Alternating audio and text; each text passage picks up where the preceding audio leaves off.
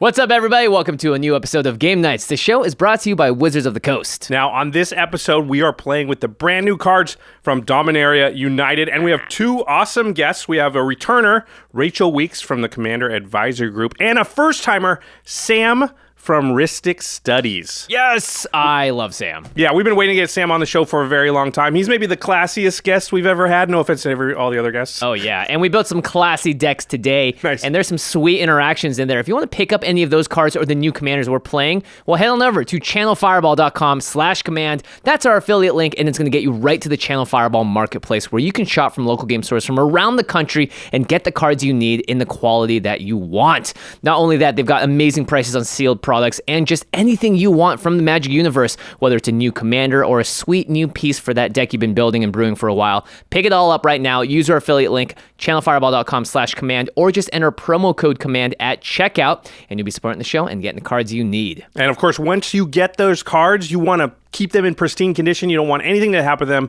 ULTRAPRO is the game accessories company that Jimmy and I trust our own collections to, our own cards to. You know, we got some fancy cards. We don't want them to get messed up in any way. ULTRAPRO makes the products that protect your game pieces. They really are the best in the business at this. And they have an affiliate link now with us. This is kind of a new thing. Yeah. You go to ultrapro.com/command. You can buy directly from ULTRAPRO, which has a lot of benefits. We always do say support your LGS. If you can find ULTRAPRO products there, that's great. But not every LGS carries all the ULTRAPRO products because they have a lot of them. And if you're looking for especially things that maybe are a little bit older or super new, sometimes your LGS just doesn't have them or have them yet. ultrapro.com/command. You can find all that stuff if you want guild-themed sleeves or something like that, or the, newest, coolest playmat to match a deck box and sleeves that all have the same artwork on them. Yeah, or exclusive secret lair artwork that only ULTRAPRO has the license to, so you can't get this stuff anywhere else. ultrapro.com/command is the place to go for all that. And the direct way to support the show is at Patreon. So patreon.com/command zone. We love our Patreon. We have all sorts of different tiers with different benefits at all of them, including exclusive content, early access to episodes like Game Nights and Extra Turns a day early, ad-free, and at certain levels, you can play Spell Table with Josh, myself, and members of the Command Zone over the internet. Finally get a game of Commander in with us. We've been playing tons of games. It's been tons of fun. So make sure you check it out. Patreon.com/command zone. Get access to our exclusive Discord with our awesome community in there. It's the only way to do so. Make sure you check it out. Yeah, and finally, one last thing before we get into the game here. The Command Zone is actually hiring right now for a junior video editor position. It's entry level, no experience required. There are links in the show notes. If you want to turn your love of Magic and Commander into a career, follow that job link in the show notes and go ahead and apply. We're going to expand about what this is a little at the end of this episode. And stick around to the end of the episode because that is when we give stuff away to you. Every single person here watching this video is eligible to win free stuff, but you got to watch the episode and stick around to the end to find out how. Yeah, tons of ULTRAPRO swag. We always throw some booster packs and some other Magic product in there. Yeah, very, very exciting. But for now, we got to get into the game. Let's play.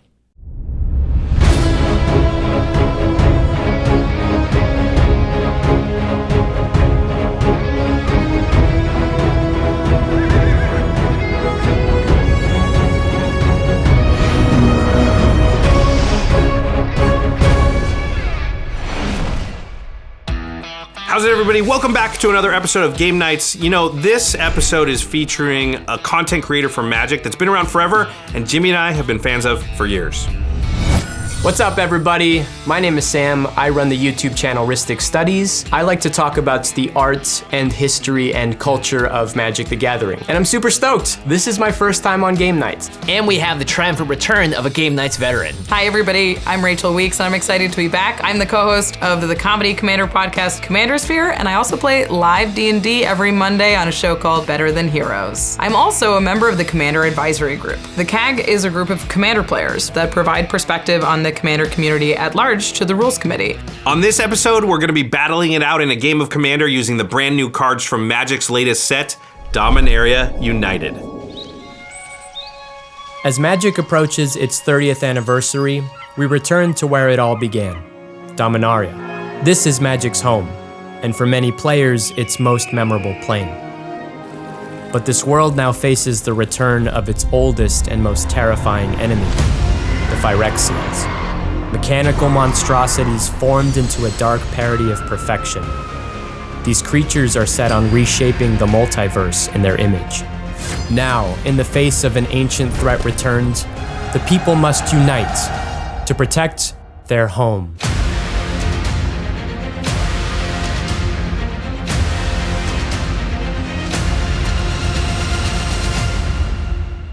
Wow, where'd that come from? That was really deep, man. The commander I'm playing today is Dihada, Binder of Wills. Go forth and do my bidding. This deck is all about legends with attack triggers. And importantly, my commander can help me find those legends and protect them in battle. Then some big swings should be enough to smash my opponents. And my commander is Soul of Windgrace. You are invaders here, and these lands are protected. This is a lands matter deck that wants to make use of the graveyard. So my deck is full of landfall triggers and sacrifice synergies to really get that engine going.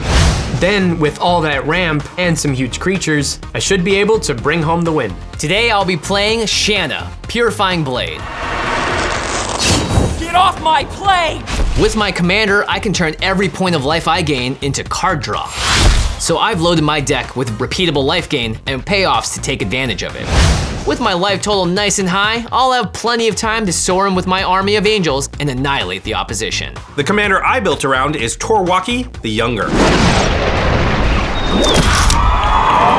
The deck is a combo of two great archetypes, Burn and Storm. My plan is to play a lot of cheap cantrips that my commander can turn into damage. Then I just have to keep casting spells, churning through my deck until I burn out my opponents. This land is my land. Life is for the gaining. Who dares face me in combat? It's time to feel the burn. Welcome to the table, everyone. As always, it's time to reveal our Ultra Pro Dominaria playmats. Ooh, stained glass. Yeah, fancy. Okay, well, Sam, it is your first time here with us, and I think we all know what that means. Rachel, would you like to do the honors? Gladly. I dub thee Sir Sam, Lord of Studies. Arise! Wow, I feel knightly already. This is wonderful. Thank you. It's an honor and a privilege. Welcome to Game Nights. Only one may stand. All right, everybody ready? Ready You to bet. rumble.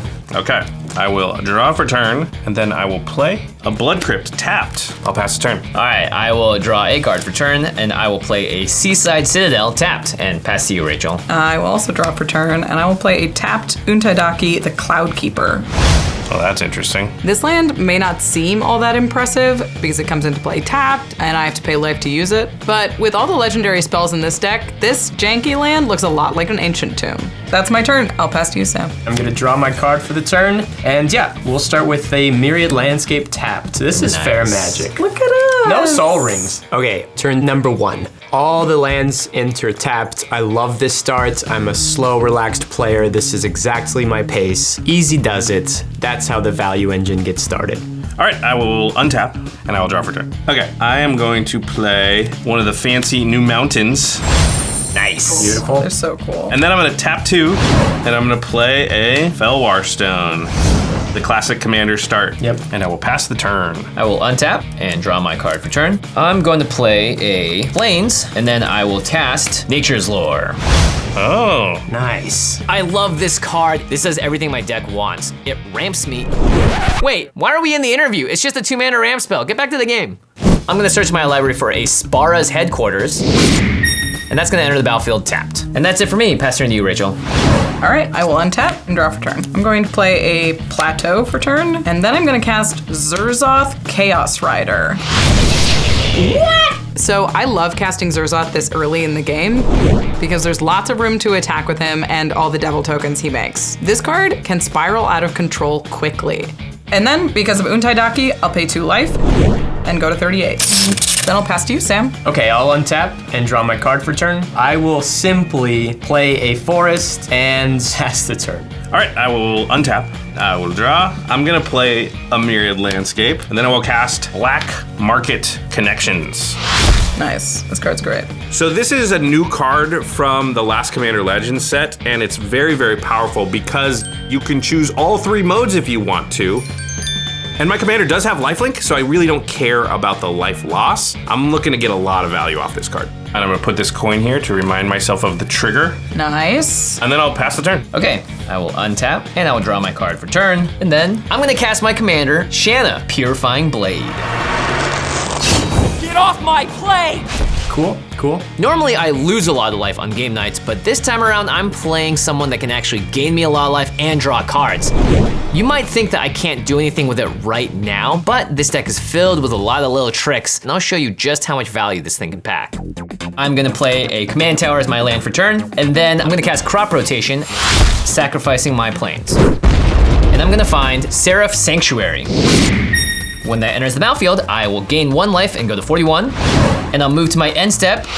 My commander will trigger. I've gained 1 life this turn, so I will tap my Seraph Sanctuary for 1 mana, and I will draw 1 card. Very good. Let's go. Energy. This is a really cool little sequence from Jimmy here. He's able to use the land that gained him the life to tap for mana to draw the cards. I like everything that's going on here, except for the fact that it's Jimmy that's doing it. Pass turn. All right, I will untap and draw for turn. I'll play an Exotic Orchard as my land for turn, and then I'm gonna cast an Arcane Signet. Nice. And then I'm gonna cast a Raydan, God of the Worthy. Oh, that's cool. Oh, jeez. I think Raydan is sneaky great.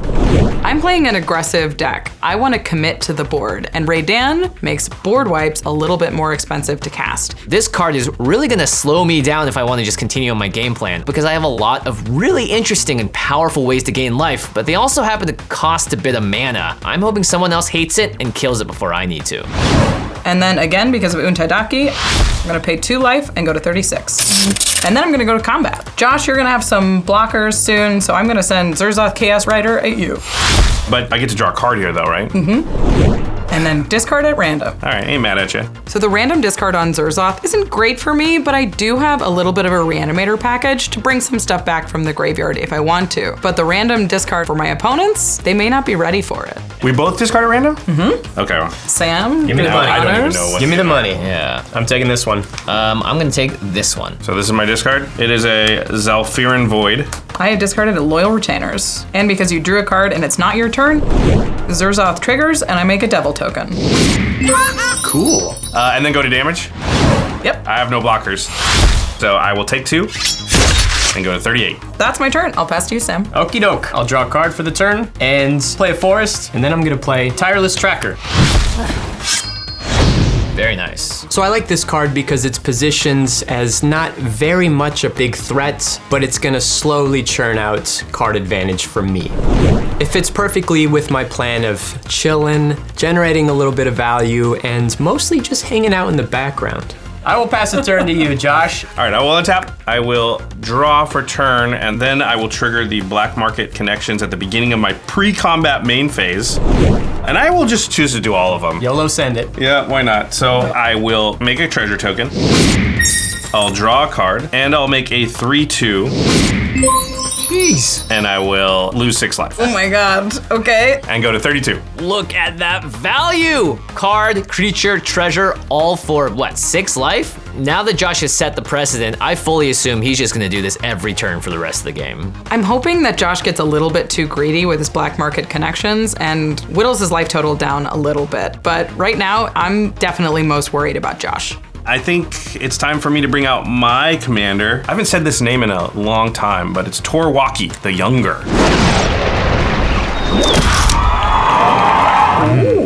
So the deck really is concentrating on casting a lot of small instants and sorceries to take advantage of Wauki's second ability. But some of those spells I'm casting will do damage to my opponents, so that'll be increased by the first ability. There's a lot of synergy going on.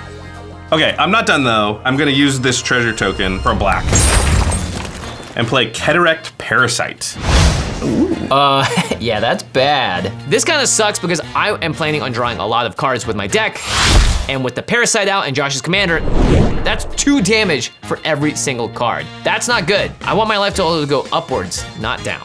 And then I will pass the turn. Okay, I will untap my stuff and I will draw my card for turn. When you draw that card, that'll trigger Cataract Parasite. So you'll take 1, but because of my commander, That's non-combat damage, so actually you'll take 2 damage, Jimmy. Oh gosh. I'll take 2. And I'll go to 39. I'm gonna play a Mystic Gate, and then I will cast Uro, Titan of Nature's Wrath.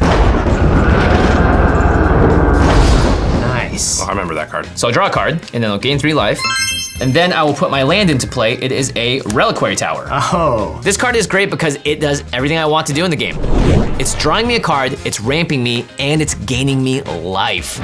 Not to mention later in the game, I can escape it from the graveyard and just do it all over again. I still feel really good about my start here, even though Josh's deck is definitely a little scary. And when I draw a card, that's gonna trigger your Cataract Parasite again, and I'll take another 2 damage and go back to 40. Nice. And then because I did not escape him, I will sacrifice Uro. Yep. Now I'll go to my end step, and I'm going to pay 3 mana because I've gained 3 life this turn, and draw 3 cards. Not bad. And then when you draw, the Parasite will trigger 3 times, so you'll take 6 damage. Oh, wait, that's kind of unfortunate. All right, I'll go to 34 then. Woof. I should not be at 34 already for playing Uro and a life gain commander this early in the game. I'm really losing life quickly here, and that does not feel good. And because I have a Reliquary Tower, I do not need to discard the hand size, so I will pass the turn. Okay, I will untap and draw for turn. Cataract Parasite trigger. I will take 2 damage. I'll go to 34. And then I will cast my commander, Dihada, Binder of Wills. Go forth and do my bidding. Ooh la la. And then I will immediately +2 her. And I'm gonna give Zurza, Vigilance, Lifelink, and Indestructible until my next turn. Oh. So this board is a little gummed up, but my commander is perfect for giving Zurza a clean attack. It'll be indestructible, it'll be vigilant until my next turn, which means that Zurza will be a great attacker and also a great blocker. And then I'll go to combat. The Devil's going at Sam, Zurzoth at Josh, and Raydan at Jimmy. Wow, just making friends all around, huh? On that attack, Zurzoth will trigger, so Sam, Josh, and I will all draw a card and discard at random. Nice. Okay, I get to draw a card and I have to discard a card at random. But if it's a land, that's just pushing my value engine forward. My deck wants to make use of the graveyard. So yeah, I'm fine with this. And then discard at random. Do you want me to just choose? Sure. Okay, this one, and this one. Okay. Sam and Josh, you both drew, and it wasn't your turn, so I make 2 devils. And then Cataract Parasite will trigger on both of you because you drew a card. I'll go to 32. And I'll go to 38. All right, and now go to blocks. No blocks for me. I'll take 1 and go to 37. Okay, I will block Zurza with my commander. However, I do have lifelink, so I'll gain 3 and go to 35. Zurzoth also has lifelink, so I'll gain 2 life and go to 34. And I have no flying blockers, so I will take 2 and go to 32. Combat. All right, that's my turn. I'll pass to you, Sam. I don't like anything that's going on here. The way this game is playing out, Rachel's the scariest player to me because she's making her threats indestructible, and she has a Planeswalker, which right now is gonna be hard to get to through attacking. I think now I gotta shift my focus towards Rachel. Okay, I'll untap, draw a card for turn. All right, on that draw, Cataract Parasite will trigger. Okay, I'll take 2 and go to 35. I'm gonna play Mountain for turn, and when that enters the battlefield, that'll trigger Tireless Tracker, and I will create a clue token. And actually, that's the end of my turn. I'm just chilling here, all right? Let me do my thing, take my game actions, and play some more honest Magic. Now I'm a little worried about Sam because if he's just looking to crack that Myriad Landscape and make some clues, yeah, you get a lot of value, but you're not advancing your board the same way that everyone else is. I don't know what's going on over there, but if I know Sam, he's got a plan. I actually don't know what my plan is, but I love my position. All right, I will untap. I will draw my card for the turn. Then I will trigger the Black Market Connections. Yikes. I'm just gonna do all 3 of the things. So I will make a treasure token. I will make a 3/2. And I will draw a card. Jeez. And I will go down to 29. I gotta say, this Black Market Connections is quickly becoming my most favorite card. This thing is awesome. Is it better than Rhystic Study? Boy, is Black Market Connections better than Rhystic Study? No, but it's close. Okay, I'm gonna play Professional Facebreaker. Oh, nice. So the Facebreaker is a little concerning here because Black Market Connections makes treasures and Facebreaker turns treasures into card draw. You can't give Josh Lee Kwai cards. It doesn't end well. All right, and then I'm going to go to combat. And Jimmy, I'm going to attack you with my shapeshifter. All right, so I'm not gonna block. So I will take 3 damage and go to 29. And that was a creature dealing combat damage. So because of Professional Facebreaker, I will make a beautiful treasure token.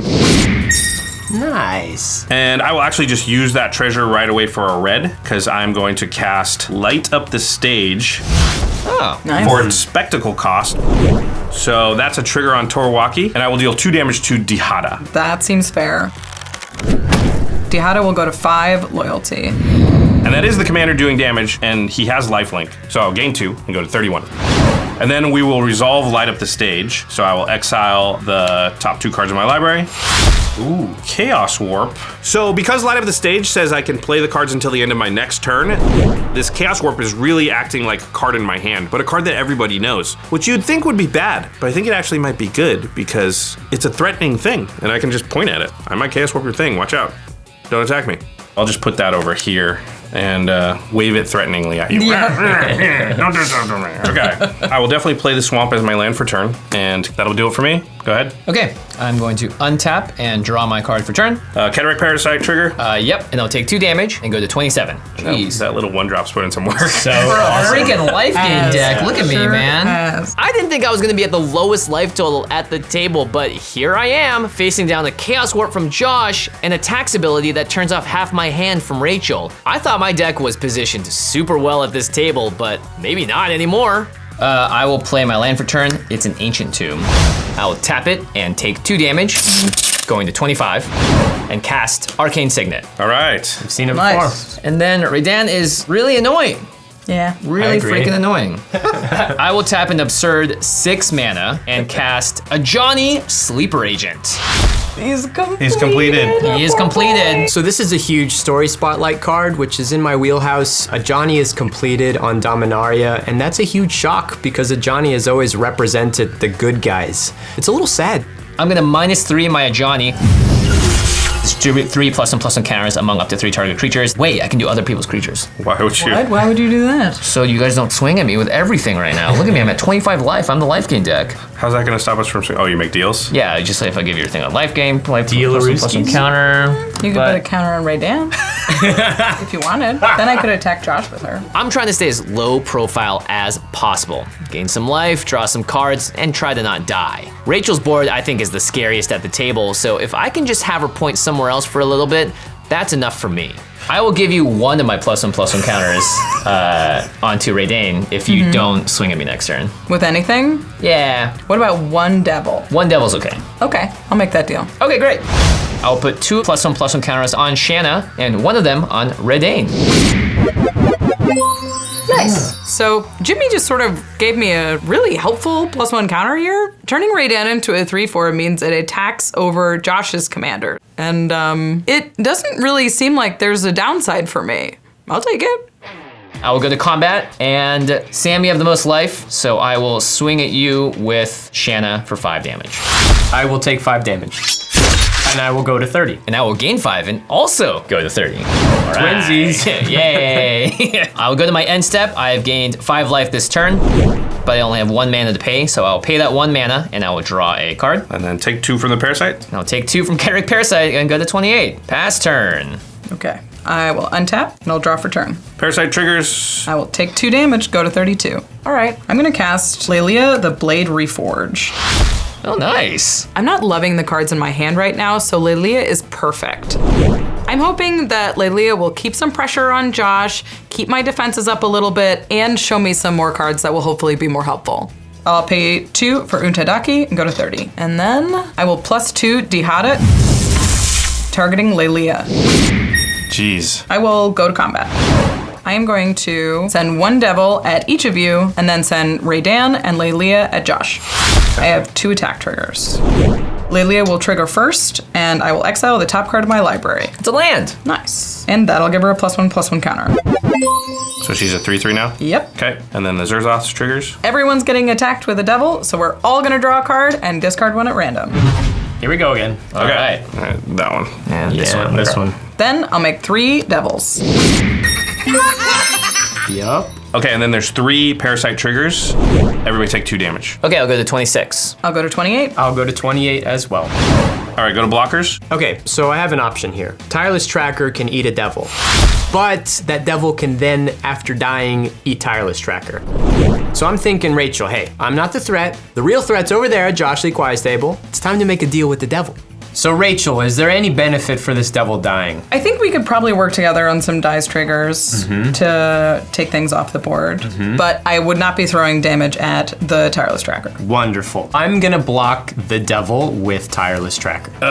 So my blocks are difficult here because Sam has already declared a blocker and that devil's going to die.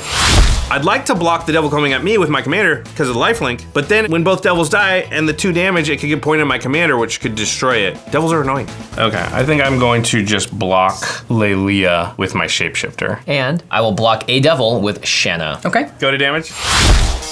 So my tracker eats your devil. Yep. Sweet. And then I'll take 4. Going to 27. The shapeshifter will die. Layla won't because of the indestructible. And I will gain 3 and go to 31. And the devil attacking me will die. And because of the lifelink, I'll gain 5 and go to 31. And because 2 of my devils died, I'm gonna send that 2 damage at your shapeshifter, Josh. Oh. So after this attack, I'm at 27. Basically, I'm gonna be at 21 after I use my black market connections on my next turn. And yeah, my deck can gain some life, but I was hoping to still be a little higher than this because I have other ways to use life in my deck, so I'm a little worried about it, yeah. And then I'm gonna cast Sabin's Reclamation. I'll bring a plains from my graveyard to the battlefield. Ooh. Okay, that's my turn. I'll pass to you. At the end of your turn, I'm gonna sacrifice Myriad Landscape, and I'll find 2 swamps, put them onto the battlefield tapped. And that'll trigger my Tireless Tracker twice, and I'll get 2 more clue tokens. Nice. So now I'll untap and draw a card for the turn. Cataract Parasite triggers. So yep, I'll take 2 from the Parasite, and I go to 26. Cataract Parasite trigger here. Cataract Parasite trigger there. Parasite trigger, Parasite trigger. This many triggers reminds me of Rhystic Study. Cataract Parasite, it's done a lot. This is the new Rhystic Study. What are you talking about, Sam? The Black Market Connections is closer to Rhystic Study than the Cataract Parasite is. Parasite doesn't draw you any cards at all. How's that like Rhystic Study?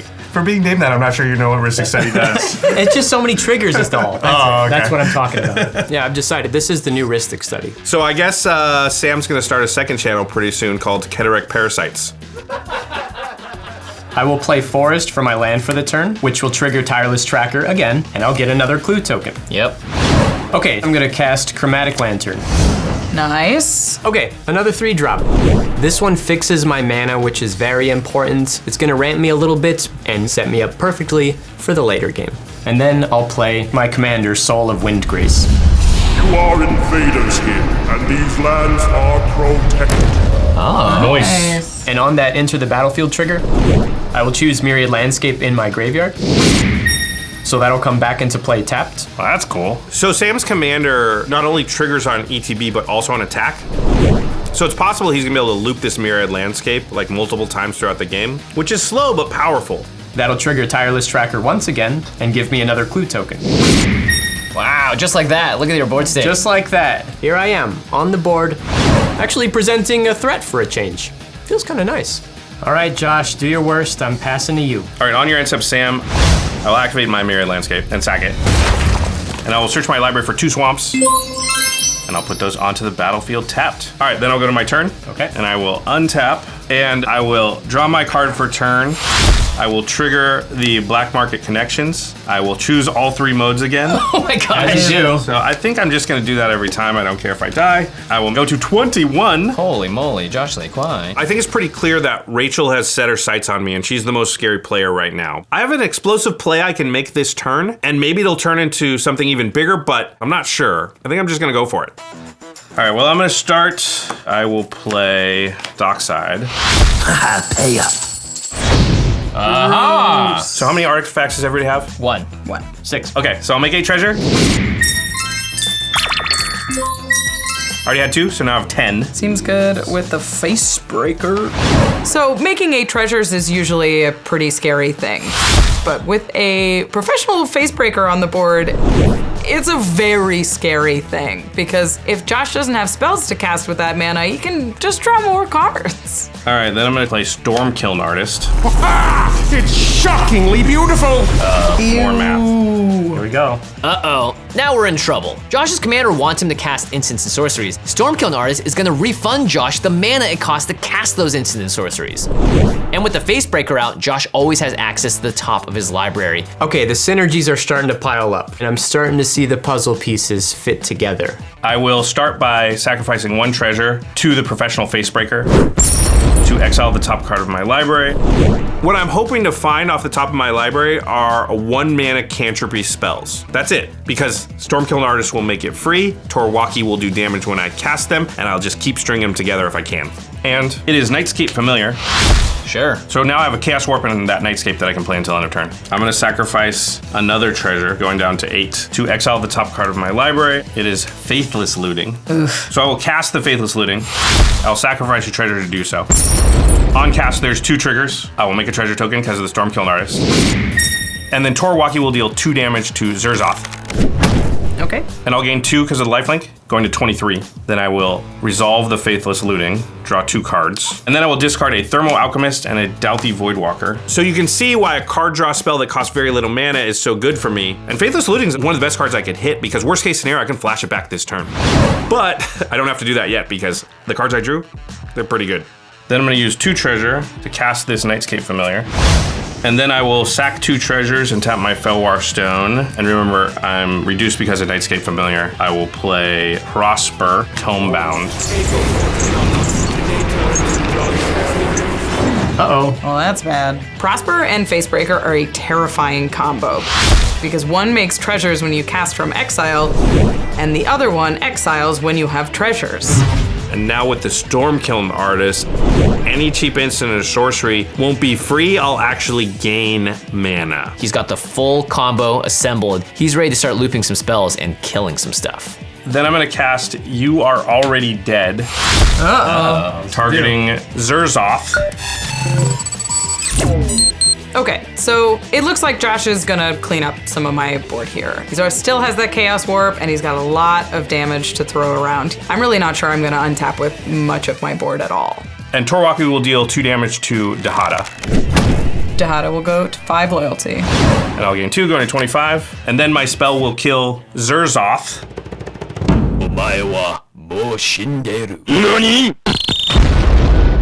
Zerzoth goes to the graveyard.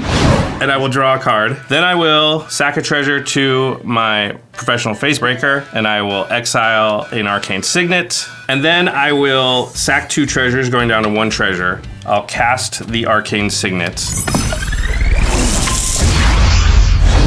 And because of Prosper, I cast a card from exile. Cool. I'll make a treasure.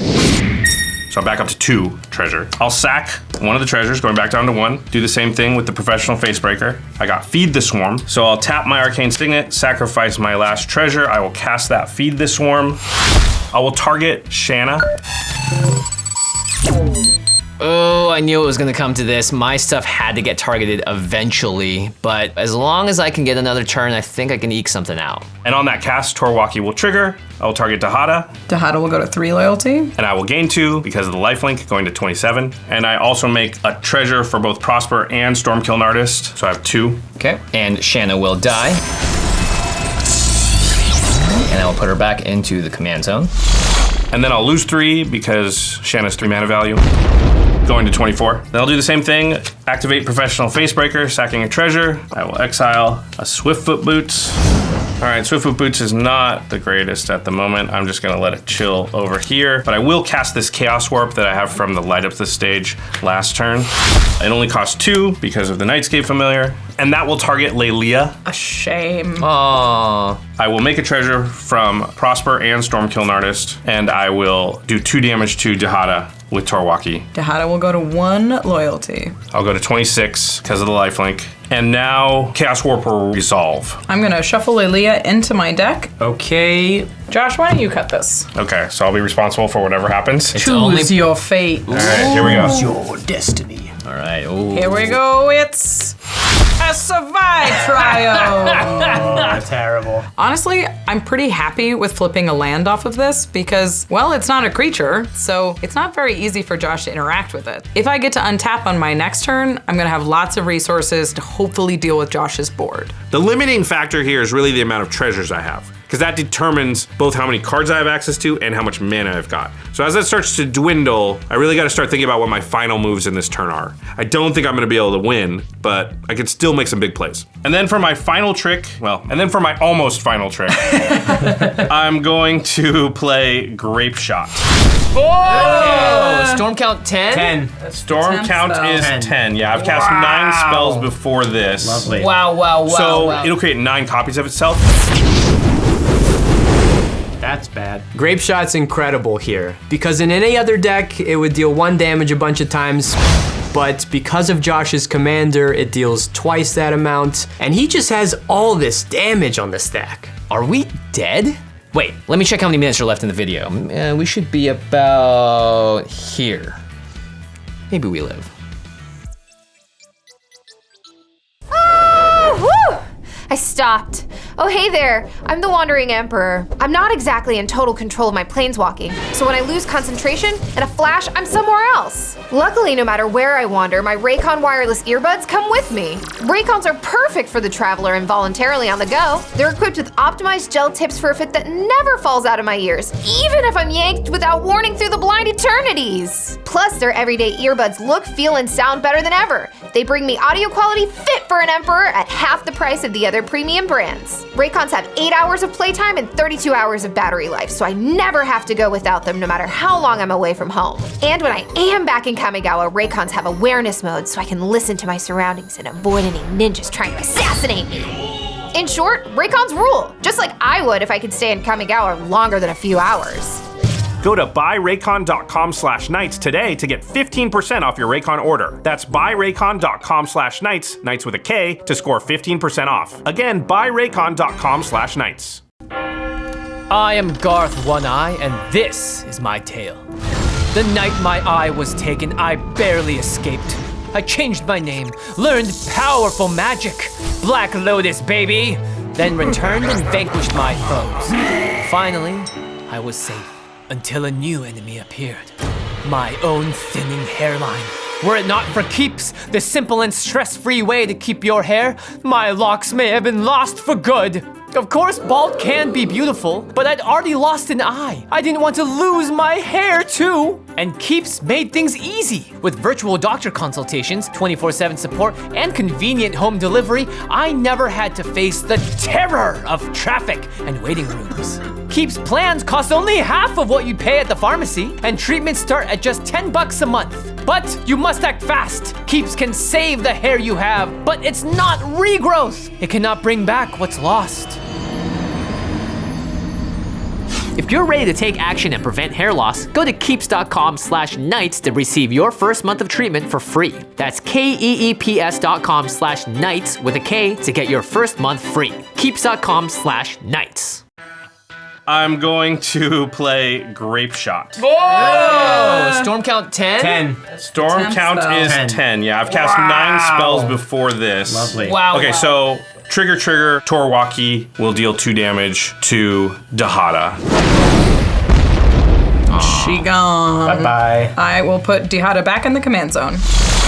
And I'll go to 28 for that lifelink. And because Stormkiln Artist says whenever you cast or copy an instant or sorcery, it's actually gonna make treasures for all the copies Grape Shot makes. Yikes. So that's 10 more treasures.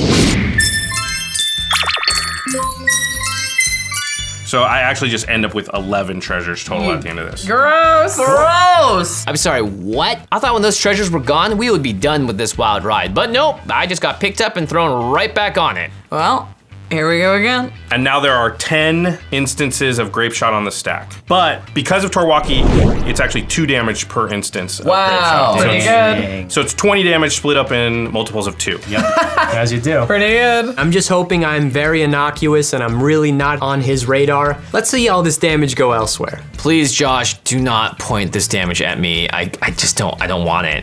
Give it to someone else. I'm gonna deal 4 to Raydane, 2 to the Tireless Tracker, 4 to Soul of Windgrace, Rachel, I'm actually just gonna throw 10 damage at your face. So this couldn't have gone much worse. I've lost all my meaningful permanents, and I've taken 10 damage to my face. Oh, that was quite the final trick. Yeah. Well, somehow it feels like it is not the final I said trick. almost final. Yeah, I said almost Semi-final. final. He's not done. This face breaker can keep going. So I've cleared off almost the entire board, and I have reloaded the amount of treasures I've got. And I'm thinking about continuing looking at more cards because of the face breaker and see if I can keep going. However, I've assembled a couple cards in my hand that just outright will win the game next turn. So I think I'm gonna stop now and just win the game then. I'm going to cast the Swiftfoot Boots from exile. Cost 2, but Prosper will give me 1 back, so I'll end up with 10. And then I'll use 1 more, and I will equip it to the Stormkiln Artist. So that makes the Stormkiln Artist a 14-2 with haste. Gross. And then I'll go to combat, Facebreaker and Wauki at Sam, Cataract Parasite at a Johnny, Stormkiln Artist at Jimmy. Okay, I have no creatures and cannot block, so I'll take 14 damage. Woo! And I go to 17 life. And the Johnny will die. Okay, I have no blockers, so I will take 5 and go to 21. Okay, and then I gain 3 from the lifelink, going to 31. And the Professional Facebreaker will make 2 treasures because I dealt combat damage to 2 different players. So I'm now up to 11 treasures, but I'm not quite done. I'm going to... This is my last. Yeah. It's not a huge trick, but I will use 1 of my treasure going down to 10 to equip my Swiftfoot Boots to my Cataract Parasite. Okay. All right, that'll end my turn. You can just keep going with the Facebreaker though, Josh. I can, but I have a little bit of a different plan. So Josh passes with a ton of treasures left, and it seems like he's got a plan. If he's not doing anything else, it probably means he has a way to stop anything that's gonna interact with him, or he might be able to do crazy stuff on his next turn. That's really the priority here. Don't let Josh untap with that board. Prosper's gonna trigger, and I reveal the top card of my library. It is Valkut Awakening. That is in exile and can be played until the end of my next turn. And then I will pass the turn. Is that it? So at the end of the turn here, my opponents are all at very low life totals. They don't have any creatures or anything that can really get to me. I don't even care if they wrath all the creatures off the board. If I untap with all my treasures and all my current amount of mana, I'll win on my next turn. Alrighty, I'm going to untap perilously, and then I will draw my card for turn. Cataract Parasite trigger. Jeez, okay, I'll take 2 damage and go to 15. Good lord. I have nothing in my hand that could potentially stop this situation from Josh, so my best option is just to play, hoping I get another turn. Doesn't look good, but it's the only option I have now. I just have to put some shields up, I think, so I will tap for 3 mana and cast a Pristine Talisman.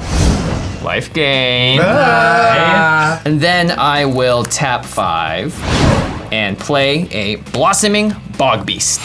Oh. And because I tapped the Pristine Talisman, I gain a life, and I go to 16. Okay. So Josh is doing all this crazy stuff, and we're gonna die, and it's all terrifying, and Jimmy's like, here's the 3/3. It doesn't remove anything. It doesn't attack Josh. It doesn't do anything. Jimmy, I'm the one playing the dumb do-nothing creatures here. You're supposed to get us out of this mess. And then I'll pass turn. Okay, I will untap and I will draw my card for turn. Parasite trigger. I will take 2 damage, go to 19. Oh, lordy. Okay, well, most of my turn is going to be dedicated to dealing with Josh. Oh, thank goodness. Is my plan. So I hear Rachel say I can take care of Josh's board, and normally that wouldn't be great, but again, I don't care. If you destroy all my creatures, doesn't really matter to me. I just need my mana. Waste your whole turn destroying my creatures. That'll be great. First, I'm gonna recast Dihada, Binder of Wills. Go forth and do my bidding. Sure. I'm gonna pay 2 life and go to 17 because of Untaidaki. Then I'm gonna minus Dihada and put her to 2 loyalty. So I'll grab the top 4 cards of my library. I've got a Krenko, 2 lands, and a talisman. So what I'm gonna do is I'm gonna put the Krenko into my hand and the rest into the graveyard and make 3 treasure tokens. Sick. So it might seem a little weird that I'm letting a legendary go to the graveyard here, but I need all the colored mana. And then I'm gonna cast Ruinous Ultimatum. Okay, yep. Yes! This is the perfect card for this situation. I don't care, blow up my stuff, but this gets rid of everything on Josh's board. Oh, thank goodness, Rachel. Thank you, Rachel. Thank you. Grazie. So I'm gonna crack all my treasures and tap all these lands. Wow. Okay. This is pretty bad because my whole plan relies on me having my treasures for my next turn and they're about to all get destroyed. I do not have an answer to the Ruinous Ultimatum in my hand. So there's no reason for me not to kind of start stacking my treasures to look at cards with Facebreaker, see what I can find. In response, I guess Facebreaker lets me look at some cards here. Yeah? I have 10 treasure right now. I'm gonna go down to 9 and I will exile Cremate. I'm gonna cast the Cremate, so I'll target Savine's Reclamation in Rachel's graveyard. Sad. Yep, Wauki will deal 2 damage to you, Rachel. Interesting. Uh-oh. And I'll gain 2 because of the lifelink, going to 33. Okay, well, initially I'm just kind of looking for any sort of answer I might have, but I'm looking at Rachel's life total, and now I'm kind of formulating a new plan. Because of Prosper and Stormkill and Artist, I will actually end up 1 treasure from this, going back to 10. I'll draw a card for the Cremate. So there really aren't a lot of answers to this ultimatum in red and black, but I hadn't really considered that if Josh doesn't find a counterspell, he could chain together enough spells to just kill me. If Rachel dies, all the stuff she has, including her spells on the stack, they just go away. This is the most red way possible to counter a spell, and it looks like Josh is just gonna go for it. Then I will go down to 9 treasures again, exile a young pyromancer. I'll go down to 8 treasures now, exile a gutter snipe. Oh, jeez. I'll go down to 7 treasures now, Crimson Wisps. That is an instant, so I'll do the same thing. I will cast the Crimson Wisps, targeting my own Cataract Parasite. I will end up 1 treasure. I will deal 2 damage to Rachel, and I'll gain 2 more. Going to 35. I will draw a card. Josh is gonna have to chain together a lot of instant spells to take me out here. Like, my life total isn't that low, right? We'll go down to 7 treasure. We'll go down to 6 Aphotic Wisps. I will cast the Aphotic Wisps. Just hitting all the 1-drops like cantrips. Yeah. I will target my Cataract Parasite. I will end up a treasure again. I will do 2 damage to Rachel. I'll go to 37 because of the lifelink. It's going pretty well for me so far. I'm managing to pull instants that are drawing me cards. It's still a bit of a long shot that I can string enough together in a row here to knock her out, but it's worth a shot. This is not how I thought this was gonna You go. can blank. You can hit a bunch of blanks here. I'm pretty sure I'll be fine. It's a lot of spells still. I'm fine. I will go down to 6 treasure now. I will exile Bergie. Nice. Go down to 5 treasure. Land, land, Treasure. land. I'm doing my Land best. one more time. Needle Drop. Oh God, another instant. Yep. Needle drop. I will cast the Needle Drop. The Needle Drop will target Rachel. It'll actually do 2 damage because of Wauki. Okay. And the Wauki 2 damage. Okay, I go to 7. All right, I go to 39. So with the Needle Drop, Rachel's life total is very low. I actually don't have to hit very many more spells before I've got her. I think I might be able to do this. Then I draw the card off the Needle Drop. Then I'll go to 5 treasure. Blank, blank, creature. Land. There has to be lands in this Nice, game. That's nice. great. All right. Go to Alright. 4 treasure. Come on, land. I will reveal Land. Crash Through. Sorcery. Sorcery. Oh, that's what I'm talking about. Okay. There are whiffs. Yes. I will cast out of my hand now. Oh no. Accelerate. Targeting my Cataract Parasite. Wauki, take 2. I go to 5. Oh, Josh gains 2 life.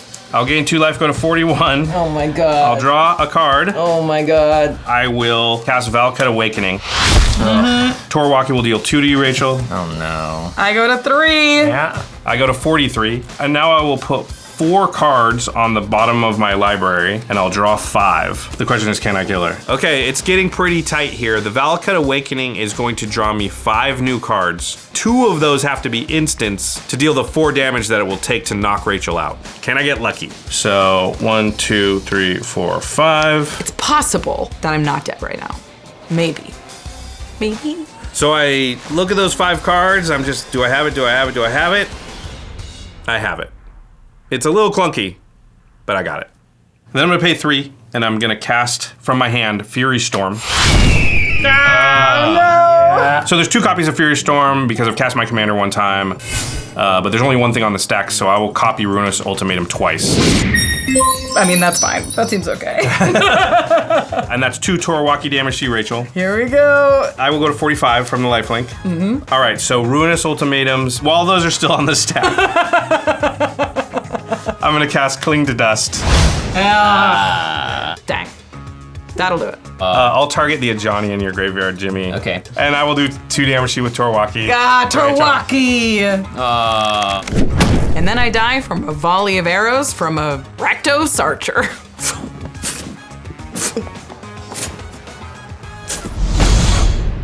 So I'll gain 2 life off the Torwaki trigger, and then because that's not a creature, the Ajani, I will draw a card from Cling to Dust. So because I die, my Ruinous Ultimatum. We'll leave the stack. So sad. I was really excited for that to Yeah, resolve. I was like, I feel like I made the ultimatum and then I died. No.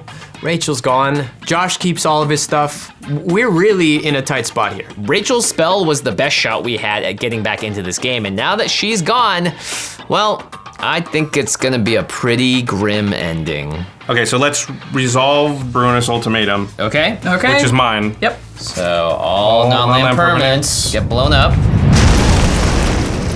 Looking at the board state, I feel like I'm a prohibitive favorite. Sam's got basically nothing, Jimmy has basically nothing, I got tons of stuff. I don't have my game-winning play anymore, but I don't think I'm gonna need it from this point. I can just attack them. All right, and then, yeah, that's it. I think it's your go, Sam. I get to untap. Take it away. Yeah, welcome to game nights. Draw a card for the turn. Cataract Parasite trigger. I'll go to 19. So Josh spent a lot of his resources dealing with Rachel and that ultimatum. I'm looking at my hand, and actually I think I might have something to deal with Josh's board. Well, I didn't think I'd make it this far, so let's see. Shoot for the stars, baby. Damnation. Oh, come on. So before I didn't care if they destroyed all my creatures because I had a game-winning play in hand, but I just have way less treasures now. I used a lot taking Rachel out. So I guess we're gonna spin the wheel again and see if I can exile cards from the top of my library until I can kill Sam now? Okay, I guess we'll do this thing again. Facebreaker, So good. exile. Necropotence can't be played. Facebreaker, exile. Thrill of Possibility. Okay. That's a good start. Yeah, I will cast Thrill of Possibility. Cost 1 red. And you gain 1. I gain 1 because of Prosper and Stormkiller Artist. Oh, that's not good. I will discard a mountain. Torwaki will deal 2 to you, Sam. Okay, I'll go to 17. I'll draw 2. I'll go down to 3 treasure. Okay, that's a sorcery. Can't cast that. I'll go down to 2 treasure. Facebreaker, that's it. Do I make it out alive? So exiling the cards with Facebreaker is going a lot worse this time around. I'm just not finding what I need. I can't look as many cards. I just don't have as many resources. I think my board's gonna get wiped. I'll go down to 1 treasure. Jessica's Jessica's will. Wow. Nice, nice. Don't want that in there. I have no more effects, Jimmy. What are you looking at me for? So I think, crap, yeah, it will resolve. Yay! The true ultimatum. Was damnation, yeah. Yep. The result of Josh trying to fend off 2 board wipes has been enough to actually take his board state down to something that looks more manageable, and all of a sudden, the clouds have parted and the sun is shining through. Finally, we're in a position where maybe Sam and I can actually do something and take out Josh. Okay, so Damnation dealt with most of his threats, but there's still one more piece of tech on Josh's board that I gotta deal with. Okay, next, I'm gonna do what I should have done a long time ago. I'm gonna channel Boseiju Who Endures and target Josh's Black Market Connections. Oof. So Black Market Connections is destroyed, and I will search my library for a basic mountain and put it into play. This slows me down quite a bit. The extra card draw from Black Market Connections was one of the things I was counting on to kind of rebuild faster than they are. I think I can still win this game, but I'm not even sure if I'm ahead anymore. Okay, and that's it for me, so all you. All right, I will untap and I will draw for the turn. Okay, I'm just gonna cast Torwaki, who costs 7 now.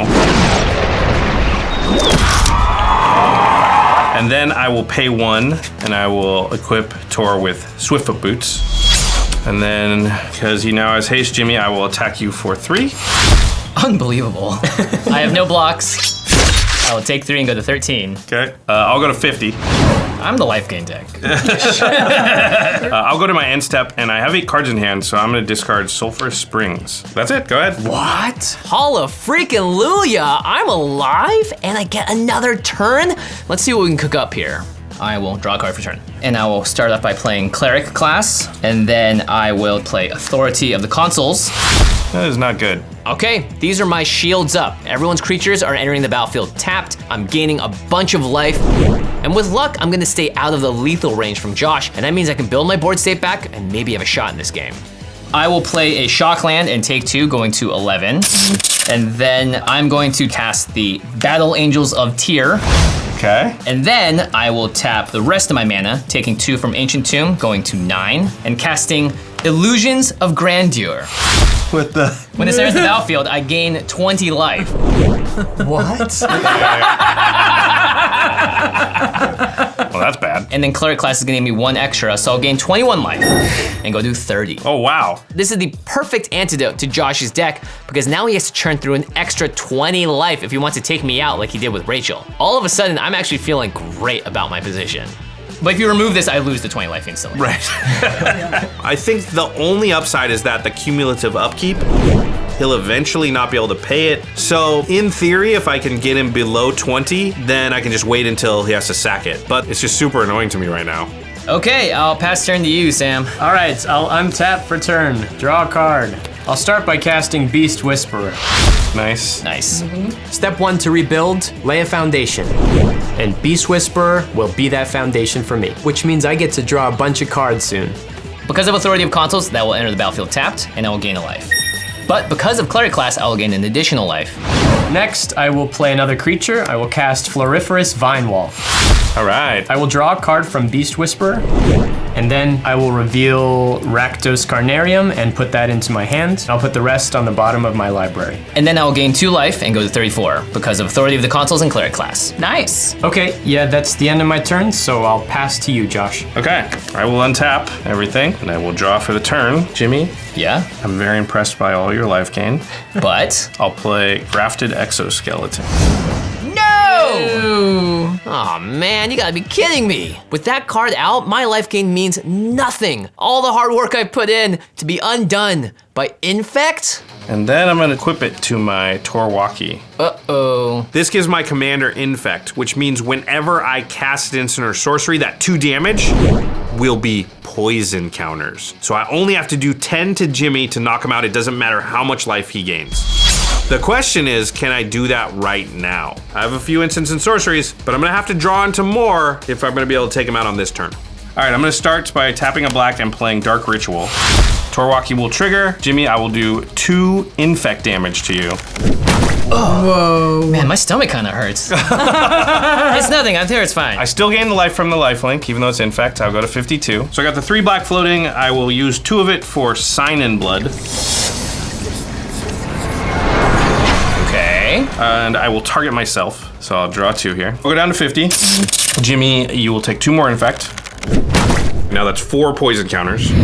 And then I will gain the 2 from the lifelink. Oh man, I think I got some food poisoning or something. I don't know what it is. It's nothing, it's not a big deal, it's fine.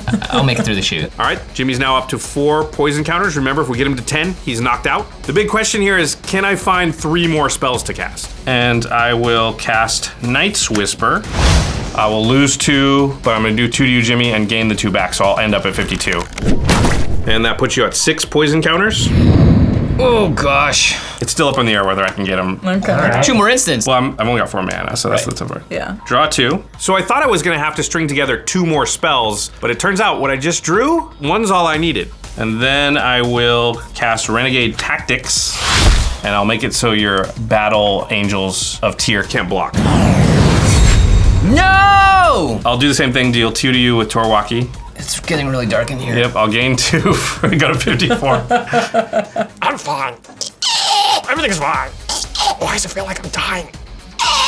Now Jimmy is at 8 poison. I don't have another spell in hand, but it doesn't matter because the infect from Wauki, it also works in combat, and my commander can still attack. And then I'll go to combat, and Jimmy, I will swing at you for 5 infect. I will take an additional 5 infect and be completed. And then I became completed. Wait, no. Why does it say knocked out? That's not true. I'm complete. What? Man, And then I gain 5, of course, from the lifelink. I go to 59. All right, and I think that's my first infect kill ever on game nights. Very good. Yeah, Very I've good. been killed a couple Killed with times. Storm, you've killed with Infect. How are you gonna kill me?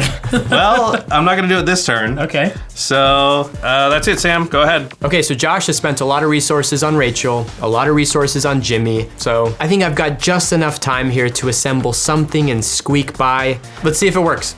I'll untap as you do, draw a card for the turn. I'm gonna start by casting Soul of Windgrace again. You are invaders here, and these lands are protected. Cool. Trigger Beast Whisper, so I'll draw a card from casting a creature. Okay, so Soul of Windgrace enters the battlefield and it triggers. So I will bring back Boseiju, who endures. Yeah. It's enduring. So it comes right. back tapped, and I will pass the turn. Okay, so really my only goal here is to get one more turn. I played my commander to add another blocker to the board just in case, and I'm just hoping I can untap. I have a 5/5 infect creature, and I really only got to cast 5 instants or sorceries for the rest of this game, and I'm gonna win. I think I can do that. Okay, I will untap, and then I will draw for the turn, and I'm going to flashback Faithless Looting from my graveyard. Yup. Wauki will trigger, and I will deal 2 infect to you, Sam. All right. Got this strange pain in my side suddenly. We've been sitting down a while. Jim. Yeah. You're stiff. I'll go to 61. I'll draw 2. I will discard a Kessiv Flame Breather and a Talisman of Indulgence, and Faithless becomes exiled. Okay, I'm gonna escape, Cling to Dust, and I will exile the Damnation from your graveyard, Sam. And Wauki will trigger, and I will do the 2 infect to you, Sam. So you'll go to 4 infect. So I will draw a card. My goal here is to do as much infect as I can to Sam. I don't have a lot of instants or sorceries in my hands, but luckily, Cling to Dust has escape, and it gives me an instant or sorcery I can basically always cast for the rest of the game, because I got tons of cards in my graveyard. And then, yeah, I'll cast Cling to Dust again from my graveyard using escape, and I'll exile your Chromatic Lantern. Okay, Chromatic Lantern is exiled. Then I will draw the card, and Wauki will deal 2 infect to you. So 2 more. Up to 6. And I'll gain 2, going to 65. Okay, so Cling to Dust is really the key card here, because if Josh can escape it from his graveyard 2 more times, and he can when he untaps next turn, then I'm dead, which means it's now or never. That'll end my turn. Okay, at the end of your turn, I'm going to cast Realms Uncharted. Ooh. Get some 3. lands. I'm gonna get Gruul Turf, Petrified Field, Golgari Rot Farm, and Throne of the High City. Oh man. So I picked the 2 you don't get? Correct. But they go to your graveyard anyway, so your commander can get They it. go to my Yeah. graveyard, correct. Oh my lord. So this is a really good play by Sam. There's basically no way I can prevent him from getting a bounce land out onto the battlefield. If I send him to the graveyard, his commander gets him into play. And the big reason that's important is because the Boseiju can be the land that he puts back in his hand, and then he can channel it out, get rid of the Grafted Exoskeleton. So I'll just make him expend the most resources possible to sort of pull this off, I guess. All right, I'm gonna send the 2 bounce lands to the graveyard, and you can have the Throne of the High City and the Petrified Field. Okay. All right, I'm gonna untap everything. Draw the card for the turn. So we're gonna go to attacks. I'm gonna swing with Soul of Windgrace and Beast Whisperer at you, Josh. Okay. Soul of Windgrace will bring the bounce land onto the battlefield. In response to that, I will tap my Boseiju to float green mana. Okay. And that will bounce Boseiju, who endures, to my hand. Ooh. So Sam has sequenced this so well, set his graveyard up perfectly, now gets the bounce land into play, gets the Boseiju back in his hand. I mean, I know exactly what's gonna happen, and there's nothing I can do about it. And still before blocks, I'm going to channel Boseiju, who endures, and I will target the Grafted Exoskeleton. Oh, wow. Okay, yeah, Grafted Exoskeleton gets destroyed, which means it was unattached from Wauki, which means I have to sacrifice my commander now. And we'll go back to the command zone. Now costs 9 mana because of commander tax. So this is just bad, because not only do I lose the Grafted Exoskeleton, but when it becomes unattached from my commander, I have to sacrifice it. I don't think I'm out of it, but it's definitely gotten a lot harder. But I do get to search my library for a land. I will find a mountain and put that into play, untapped. All right, and now we go to blocks? Now we're in blocks. Well, I have no creatures left, so I cannot block. All right, I'll go to 58, and 5 of that is commander damage. Yep. Oh. Second main, I'm gonna play Petrified Field for my land for the turn. Oh no. What? Yep. And then I'm gonna cast Farseek. I'm gonna search my library for a Sheltered Thicket and put that onto the battlefield tapped. Okay, and I'm done. Your turn. Scary. I like that.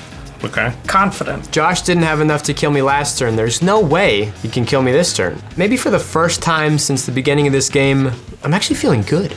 Wauki costs 9 now. Oof. All right. I'm going to tap 9, taking 2 from Ancient Tomb, going to 56, and I will recast my commander, Wauki. And then I will pay 1, and I will go to equip Swiftfoot Boots to Wauki. Okay. All right, then I'm gonna go to combat, and I will swing at you for 3, Sam.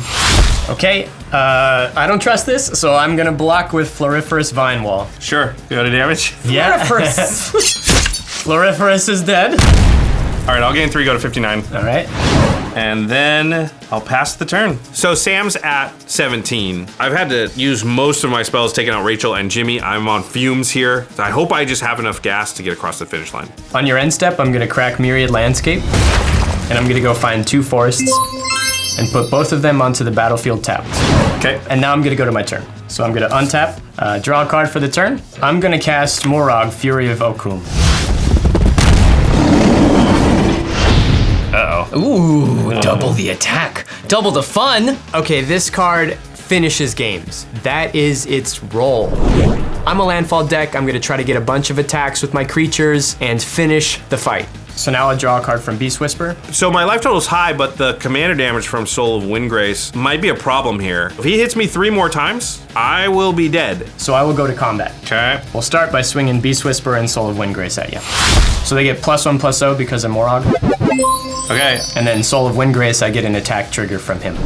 So I'm gonna have Boseiju into the battlefield tapped. Sure. But that doesn't trigger Morag, right? Right, that's only during my main phase. Okay. Okay. Now we go to blocks. I have no blockers. Okay. I'll take 9 and go to 50. But I'm also at 11 commander damage from Soul of Windgrace. Okay, so I take that damage from the first attack. That's not a big deal. It really just matters how many lands can Sam get into play right now. If it's 2 or more, that's it for me. He's playing a Lands Matter deck, so I am not hopeful. Second main phase. Yeah, I think I know what's gonna go happen here. We will play Spring Bloom Druid.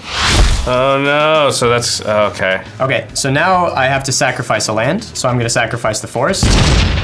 And I'll search my library for a forest and mountain.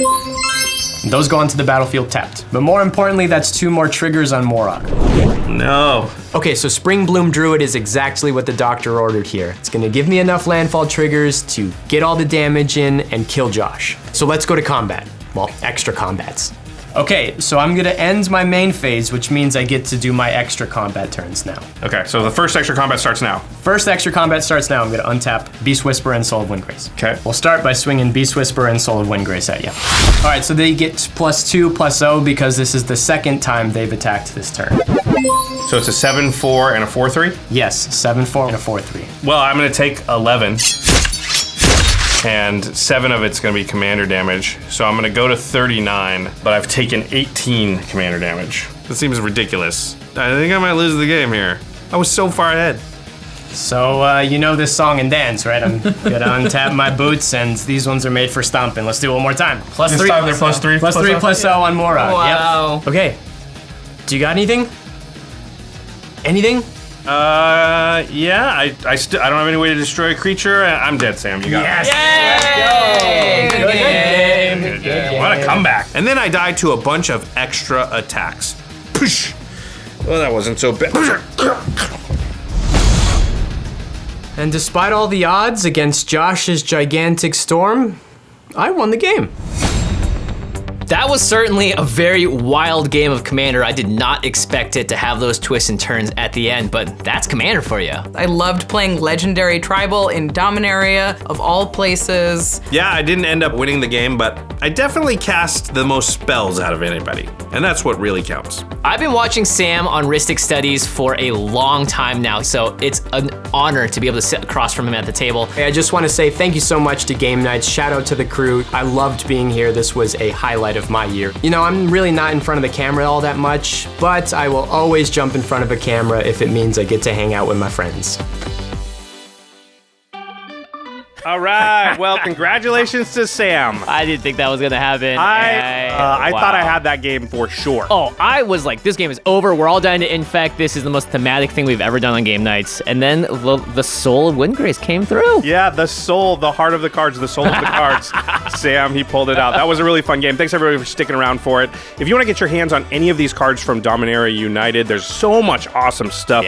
Yeah. Just go to channelfireball.com/command. Their marketplace really is the best place to buy sealed product for Dominaria United. It's all on order right now. You can get your bundles, your collector's boosters, your draft boosters, anything at all. Every vendor on the Channel Fireball marketplace is a licensed business, so you know you're going to get a high level of service, get all the cards you want. Your Magic players, you're going to get Magic cards. You may as well use our affiliate link, channelfireball.com/command, when you buy that stuff, so you can support the content you enjoy. And again, don't forget, or if you do forget to put in the affiliate link, you can actually use the promo code command at checkout.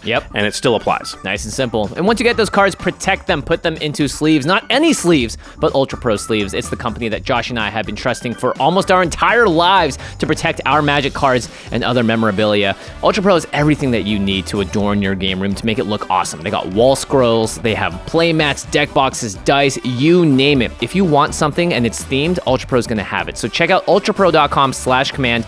That's their online store, and they've got tons of products, not just from today, but from months and months ago, from years past, from things that you may have completely forgotten about. Guild sleeves, all sorts of amazing products are there, and oftentimes at a great discount. So check it out, ultrapro.com/command. It's a great way to get all the accessories you need in one fell swoop and make sure that your decks are looking in pristine condition when you sleeve up and play. Yeah, I've often been surprised by the level of discount on the site. Sometimes they are clearly just looking to like move stuff, and you can get good deals.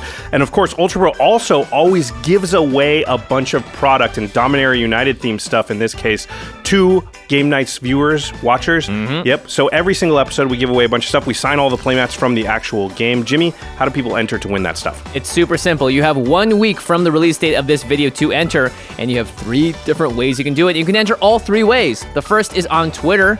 Go ahead and just tweet a link to this episode you're watching right now, and make sure you use the hashtag Game Night. That's nights with a K included in that tweet, and that you can enter that way. If you're on Facebook, head on over to our Facebook page, find the post that's sharing this video, and in the comments, tag a friend, tag a couple of friends that you think also would enjoy the content, and you'll be entered that way. And if you're on Instagram, really simple, just make any kind of post you want and just include the hashtag Game Nights. That's how we're gonna track the entries to the contest. And again, you have 1 week from the release date of this video to enter, after which we will announce the winners, and the prize will get shipped out to them, and you're gonna miss your chance. So go ahead and enter. You can enter all 3 ways if you want to, and give yourself a better shot at winning some of these prizes. Yeah, if you enter 3 times in 3 different ways, that's a 300% chance to win. That's math. Pretty good. Definitely make sure you do that. All right, before we go here, we did want to touch on something we talked about at the very start of the episode, which is that the Command Zone is now hiring. Join our team. Yeah, if you wanted to join the Command Zone team, if you love Commander, Magic, you love our content, if you're a hard worker, a fast learner, we are looking for a junior video editor. Now, I should say, no experience is required. You don't have to know how to edit or even have edited anything before. We can train you. We can teach you all that stuff. What we're really looking for is somebody who loves Magic, loves our content, and really is excited to work at the Command Zone and is a fast learner. Yep. Yeah. I mean, when it comes down to it, working here is an absolute dream come true for me. I love everyone here at the Command Zone. It's been just such a fun experience being able to combine Magic, my love of Magic and Commander, into something that is given to the rest of the world through content. So you can be a part of that experience as well. Make sure that you check out the show notes for the link and all the details. Everything's going to be there, and go ahead and apply. I mean, this is a once-in-a-lifetime opportunity. Yeah, there's a link to that job description. Make sure you send in a good cover letter and send in your resume. One thing we should say is that good candidates will need to be located in the Los Angeles area, because it is not a remote position. You will need to be able to come into our offices to work every single day. But if you are from outside the LA area and willing to relocate if you get the job, it's totally fine to apply. You don't have to live here now. You just have to be willing to come here. If we hire you. Yeah, if you're interested in gaming, entertainment, filmmaking, if you like our stuff, we'd love to have you on our team. And you get to learn from the best. It's an amazing opportunity. So we look forward to seeing all of your cover letters and submissions. All right, everybody. Thanks for watching. We'll see you next time. Peace. Bye-bye.